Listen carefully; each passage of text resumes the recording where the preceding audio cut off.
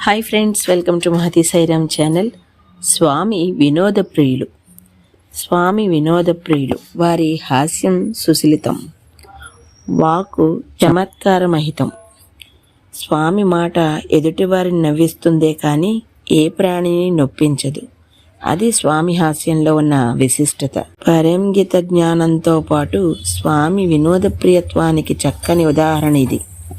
దక్షిణాది కుంభకోణంలో 12 సంవత్సరాలకు ఒకసారి మహామాఘ మహోత్సవం జరుగుతుంది.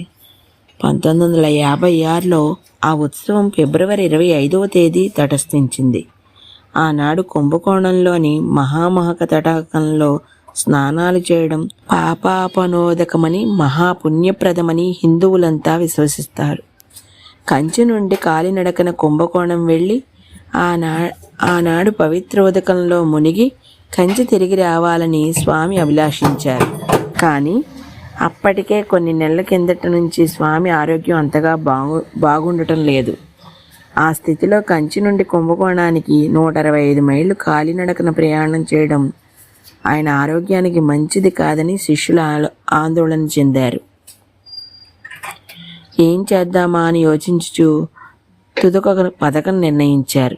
మద్రాసు నుంచి ఒక ఘన వైద్యుణ్ణి కంచికి పంపించాలని, ఆయన చేత స్వామి దేహస్థితి పరీక్ష చేయించాలని నిశ్చయించారు. 1956లో జనవరి నెల ఒక ఆదివారం నాడు ఆ భీష్మగర్వుడు ఆధునిక పరికరాలన్నిటితో కంచికి బయలుదేరి వచ్చాడు.